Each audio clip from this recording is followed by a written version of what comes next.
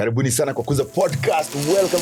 Thank you so much for tracking and being with us all the way. Now, this day, our conversation is about the disabled in Africa. Now, I'm sure you have walked around in churches or anywhere along the streets and you've seen people who are physically challenged in one way or the other, all right? I think it's one of the things that we have grown in doing, especially here in Kenya, is maybe just ignoring some of these people, especially in places where we really need to appreciate that God has given us an opportunity to serve them. You go to a church, maybe you realize the church does not have a ramp, where they can just walk people on the wheelchairs, or institutions of learning. People just ignore and assume that, that's their problem, wajipange. Now, I don't know if you have been part of those ones who do such things, but we must talk about it today. Many people in our society are challenged. They are challenged in their physicality, and it's important that we give them attention. Do you give them attention, by the way? And so that is our conversation for today. What is the place of the believer and the church when it comes to the matters of people who are disabled? And with me is gentleman here, Gidi, the one who appears like kuja hapa hivi ni kama silver lining, blue moon. It's good to have you here today. Yes, and Gidi gets to work with people who have disabilities one or the other. Maybe that's something you can just share briefly as we proceed. Then there's Edgar, of course, and one and only, truly yours, the pastor of West Baptist Church Youth Ministry, one and only Justus, and it's nice to have you people here today. Before we even begin this conversation, what is your experience, you guys? What has your experience been when it comes to people who are disabled? Justo, probably you can start with you. I think the first experience that I had that was that really touched me was I visited a home at Nyahururu. Right. Called St. Martin's, and they have a center for people with disability. So what kind of disability from autism, right. And they had all kinds of blind range, right? Yes, and some of the conversations we were having, it was like, these people have all the needs like they usually have, including even sexual desires and such. Yes. And so, getting to hear all this, but now because of the space they are in, they have to struggle and fight this through. Yes. And looking that there are people, of course, who have got even both feet and they cannot even contain themselves. I think they are the disabled. Because we live in sin, we are struggling, but they are individuals who have got all these struggles and battles. Right. But because of how they are, of course, they don't have that privilege of like the way other people in the world have of indulging in all manner of things. Right.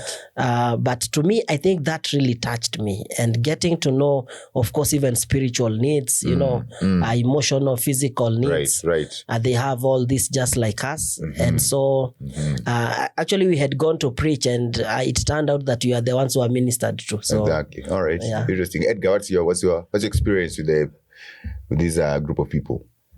I can say I've had a lot of direct experiences with them. Oh, really? Okay. But just the stories I've heard from even people like Gideon, who works with them directly, even people like Johnny Erickson Tada, who became a quadriplegic at age 17, just hearing their stories and how they have persevered by grace, even the questions they ask at first, but then how God has graciously seen them through their trials and held them fast to the point that they have ministries today is truly a delight. And even seeing them on the streets, some I even now personally, some I see on the streets, and you see them very happy.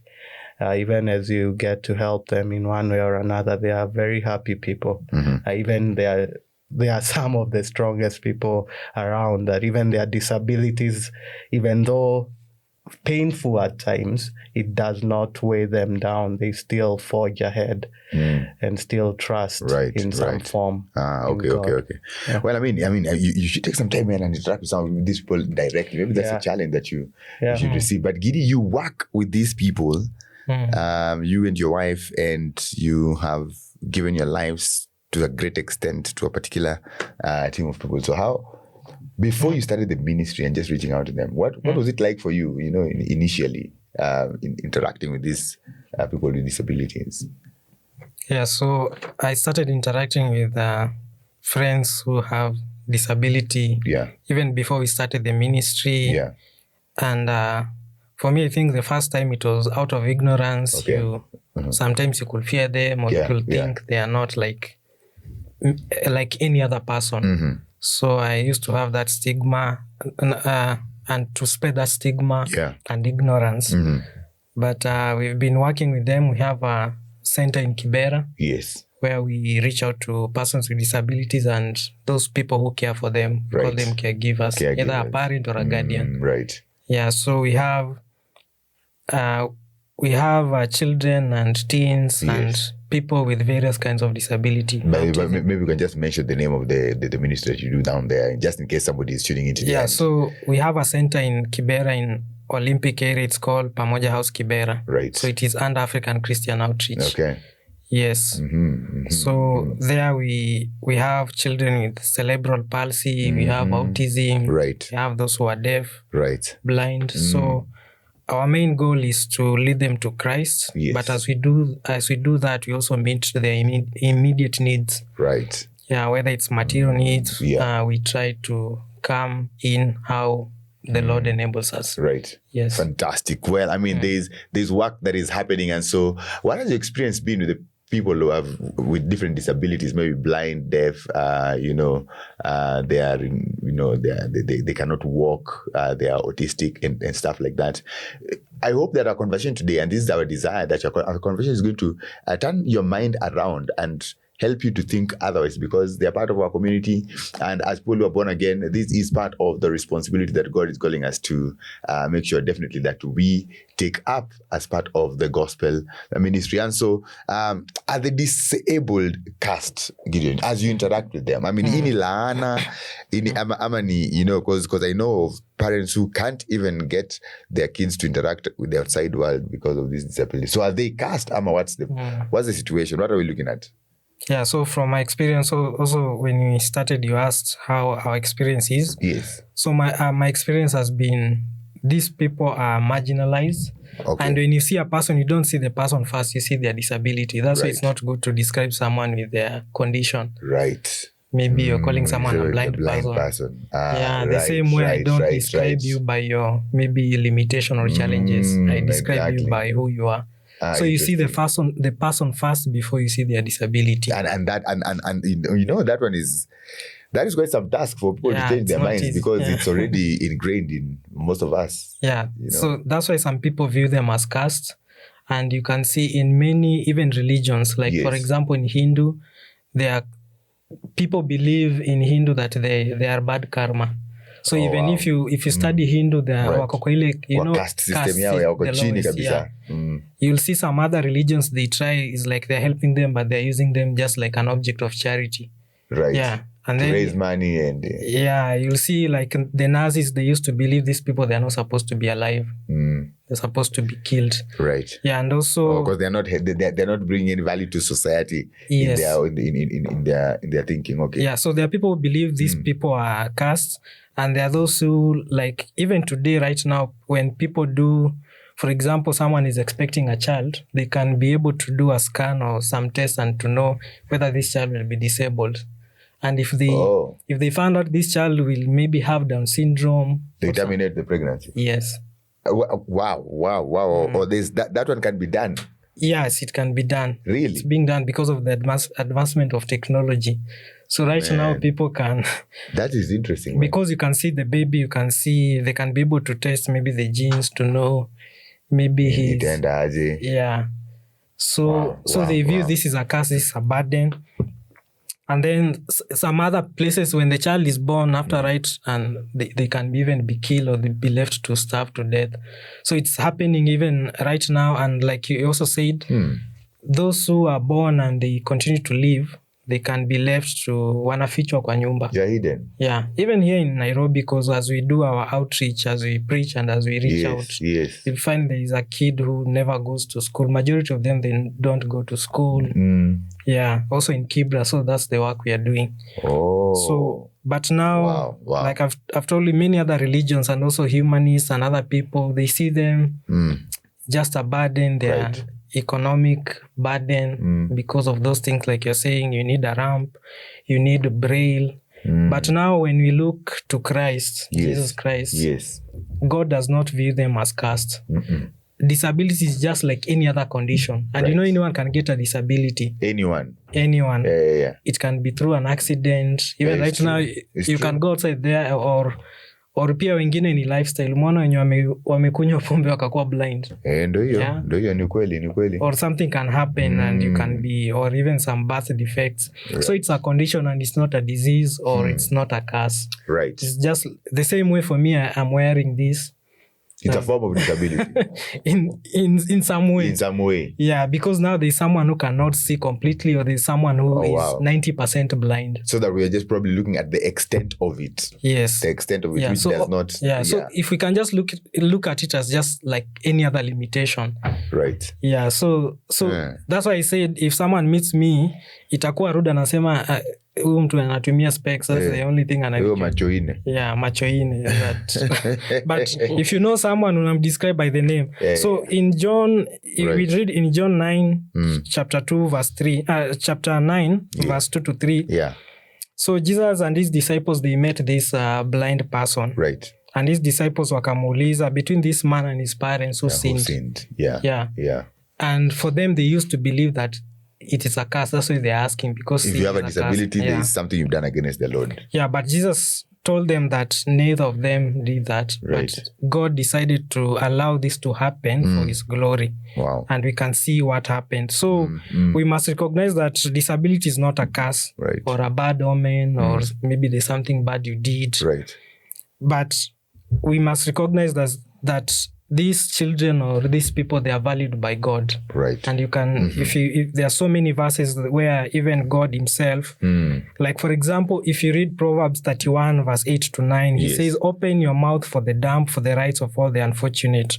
Open your mouth, judge righteously and defend the rights of the afflicted and needy. So speak about it. Yeah. Defend them. So because God cares for them, so he could not have said that if he thought this is a curse. Right. Yeah. And we can see how God continued to interact with them. So a disability is just a human condition through which God's power can be displayed in the life of these people. So Christians, we are supposed to demystify this, that it's a curse. So it's not a curse, it's just a condition. It's not a curse. Yeah. It's not a curse. I think that one is important for us to understand, because I mean, at the end of the day, probably we need to define even what is a curse, what's a curse biblically, you know. And then it's definitely then that taints the image of God. If we look at it as a curse, then what are we really saying about God, you know? Yeah. So, especially someone who has been saved. Like in Galatians chapter 3 verse 13. Right. It says that Christ has redeemed us from the curse of the law. So we are no longer under condemnation. Right. Yes. This is not a curse. It is not a curse. People with different disabilities are not cursed. And we must be, you know, up in arms against that kind of thinking, you know, because it's uncalled for, it's ungodly. And I think we even have churches and preachers who will talk, you know, in a manner to suggest that these people are cursed, they're under the curse of God, and so they need these special prayers of deliverance and all those things. What are you doing? Or what has your response been to these people? Are you one of the people who think, yeah, these guys wamelaniwa inafaa wanahitaji maombi?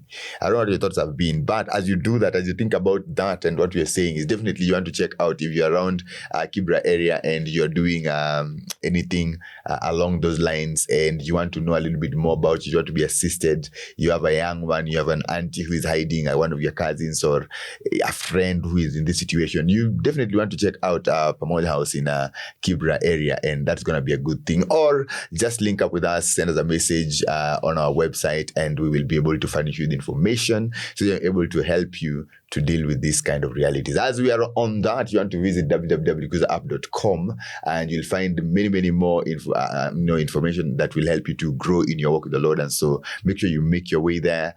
Just Google us up and you'll find a lot of God glorifying blogs and videos and stuff like that. You also want to download the app on your phone. If you don't have it already, please make sure that you do that. If you have your smartphone, whatever type it is, just make sure that you download the Kuza app. Share it with a friend, share it with family, share it with people so the guys can grow in their relationship with the Lord. Let's continue with this conversation. So thanks so much, Gidi. We are agreeing and we're saying these guys are not cast. It is not a cast upon them. The church is caught in between this interesting crossfire because the church has a certain responsibility to society. The church needs to do something about how we treat the people with disabilities. What is the role of the church? How can we define that? Just as having served in the ministry for some years, I believe you've interacted with different fellowships and pastors. And what is the place of the church when it comes to these things? Yeah, the church has a big role to play. Yeah. Unfortunately, even as the church plays its role, I have encountered churches that have reached out to people with disability, but they have also rejected the help in return. So that's something that back in Dandora growing up, wait, like churches that reached out to people, but the people rejected their assistance. Exactly. That's that is that's strange because growing back in Dandora, there is this big Catholic church, right? And there were people with disability who used to hang around the church gate. Yes. And there was this white priest who happened to start some programs inside the church and wanted to assist. He called these guys, instead of you being here every Sunday morning, how about you come in, we train you on some programs, right, and then you are able to meet your needs through that. But the guys refused. And so the priest ended up, of course, chasing them away from the church. They refused because they just wanted to receive free things. And just exactly. Okay. So all right, they did not want to take that responsibility. And also we've seen it on our roads whereby sometimes you want to request somebody maybe to be providing some of these guys with meals when they are out there, right, but they refuse the help. They want money rather than they don't want the food. They don't want you to buy them food. Just give me that money. And so I think also, even as we look in terms of the church, I think there is also on the other side, in terms of, are they ready to receive their responsibility, what the Christians are ready to offer? So I think that's one of the challenge, because we can only go up to the point that these individuals allow the church to go to. Then, of course, the other challenge that comes with the church, it has been, the church has focused more on physical rather than spiritual healing. And that is for many years, so that if there are people with disability in a church I'm ministering to, the pastors fear like they will be perceived to have no power, to heal. Wow. Right. Yes. And so I would rather not have people with disability in my church rather than the congregation or people there. I'm preaching that Jesus heals. So that is of course one of the challenge that I have seen. And I think we need to come into terms with that, because even for Christ, he never healed all the people who had sicknesses, paralyzed. He was not healing everyone. He was coming across, Right. And so it is good for us to get to appreciate the other ways that God is still working, in the lives of these individuals. And so that has been, again, a challenge. Again, in terms of the church, it has been like what you just mentioned, the belief that disability is caused by sin. And yes, and this has also been a big challenge, because you see, Luke chapter 5, Jesus heals a paralyzed man, and the first thing that Jesus says is that your sins are forgiven. So this has been seen as a link between the disability or the paralysis or whatever the problems, and sin has been seen as that link, that this is why you are the way you are. And so Gideon addresses that in that John chapter 9, when he shared about the way Jesus responded to the disciples' questions. And so there has been that. And you see, when this person is not healed, they've been told you have little faith. Right. Enda kwanza ukuze imani. They need to trust deeper. Enda kwanza ukuze imani rudi. And so that has been the again, the other challenge with the church has been the cost of ministering to people with disability. The cost. Yes, I think it's also much higher than many church can afford. What do you mean higher, Justin? Looking at, you might need to have some special talk of maybe reserved parking spaces. How many churches have got these big parking spaces? Because majority of our churches, where they are, even the plots they have, they may not have the necessary resources. Talk of the ramp entrances. Talk of sometimes even volunteers and larger restrooms. So I think many churches also sign language. Somebody exactly. Somebody in sign language, so that again talks about the personnel, people to handle individuals who can handle people with disability. And this one also is a reflection even to the nation. How many schools have got the same resources? How many schools, even Christian schools, have personnel who are able to handle people with disability? And so most of the schools prefer, go to these special schools that offer these resources. And so these are all things, again, looking even at parents, their collaboration with the church. The parents are some parents with children with disability, like our brother Gideon has said, leaving their children at home, not wanting to be seen around or to be involved in their lives, so that wale wanaenda shule wametupiwa walimu, let the teachers carry all the burden, and even train my child how to go to washroom and other things. So I think the church is able to come through by ensuring there is that accessibility, so that if the church is in a position to provide personnel to handle our brothers and sisters, and to make sure like maybe there is those reserved parking spaces, maybe there is a space, maybe there is even the braille, whatever computers that they can learn, or even when they are doing church bulleting, they can have at least use some fonts, that individuals are able to see what is written. Having a sign language interpreter in the church, I think that is important. It is important. And then also remembering that their greatest need at times is not even that whatever physical healing sometimes that we may desire for them, but there is also the spiritual, fellowship. Yes, being able to be in a community that cares and that loves them, being able to know that Christ also died for them.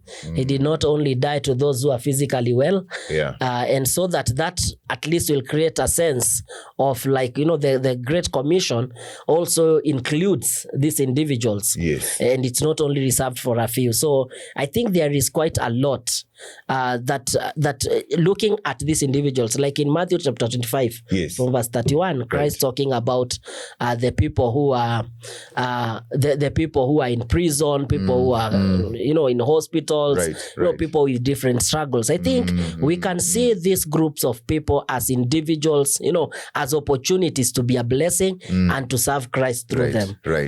Again, looking at James 1:26, Jesus says, James says that this is the true in terms of religion, the one that is pure and undefiled, is to really be able to meet such needs. Fantastic. There's a lot of work for the church to do, and we cannot walk away from it. We cannot run away from it. Are we taking responsibility as a church to respond to the command to fellowship, serve, reach out to the disabled? What is your church doing about it, by the way? You want to think about it. If there's nothing being done, you probably want to drop this conversation with your pastor or with your deacons or with somebody. What are we doing for the people who are disabled? Are we giving them opportunity to know that they're part of the fellowship? And that is going to be a critical thing. Let's just about wrap it up, because I think there's a lot more to be said, and I know we don't have all the time in the world. But Edgar, maybe one of the questions that we must encourage people then who have people with disabilities living with them or around them, whether it is nuclear family or extended or neighbors and stuff like that, if they are not casts, how do we help them to see that these people who are disabled are actually blessed then of God? If it is not a cast, then how do we encourage them that, what, God did not just throw you into a hole and just let you there to drown or something? So building even using again John chapter 9, the example there, we are told by Christ that this disabled man was put in this position to display forth God's glory. We even have examples, Psalm 127, 3-5, that says all children are a gift from God. It doesn't say this child is my gift, this one is 50. And also Psalm 139, we are fearfully and wonderfully made. It doesn't say huyu ndio ako fearfully, huyu ako wonderfully. So there is no like right. Unajua kuna watu wanasemanga maboys tunakuanga most fearfully made. There's no separation, between this and that, because God himself does not show any partiality. We know that from Romans 2, and he commands that of us in James chapter 2, that we are to, if the rich come, we are not to now say that's your position, and the poor, this is your position. We are to treat everyone equally, as all are people who have been created for the glory of God. We even see many examples in the scriptures of men who had several ailments. We have Moses, he was slow of speech. He was a slow speaker. We have Isaac, at his old age, had become blind, essentially. We have Jacob, who after wrestling with God became lame, had a limp. We have Samson, who before the Philistines, his final frontier with the Philistines, he was blind. He had been gouged out his eyes. We have many other examples. We have Paul, even, we are told, Paul says to the Galatians that it's because of a physical ailment that I preached the gospel to you. That's Galatians 4:13. And so we see that the Lord sovereignly used many situations to bring forth, to show forth his glory through the ailments of others, or through the disabilities of others, that he used that to make the gospel known. Again, going back to John 9, he used, because it's of John 9 that we have John 10, the good shepherd, who brings about abundant life. So we as the church, we have no agency to be like, we will shun people because of this and that.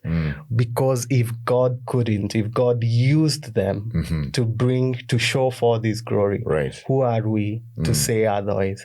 Even when Moses, asks God, or tells God rather, that I am this, I am that, God tells him, it I who makes the blind, the mute, or all those people? Isn't it I, showing that the Lord is sovereign over this, and he has purposed to use these people for his glory? And if he has purposed to use these people for his glory, who are we to hinder that as the church? We are to encourage that as the church, that Jesus said, come all who are weary and heavy laden, and I'll give you rest. Take my yoke and learn from me. For my yoke is easy and my burden is light. That is for all people. So we are not told hide your children or hide your friends because they have this or the other. No, we still are to bring them forth and make them look to Christ, point them to Christ, the only one who can bring about their spiritual healing, and in the age to come, their physical healing. Fantastic. Well, I don't know where you are at today, but the things that you gentlemen are saying are quite critical, and I'm praying that, we are able to hear what we are saying. These people are not cast. These people are not just like the dejected of society. And as the church in Africa, we have a responsibility. We have a role to play. And so I just want us to, have that in mind. We've been reminded that the disabled are not cast.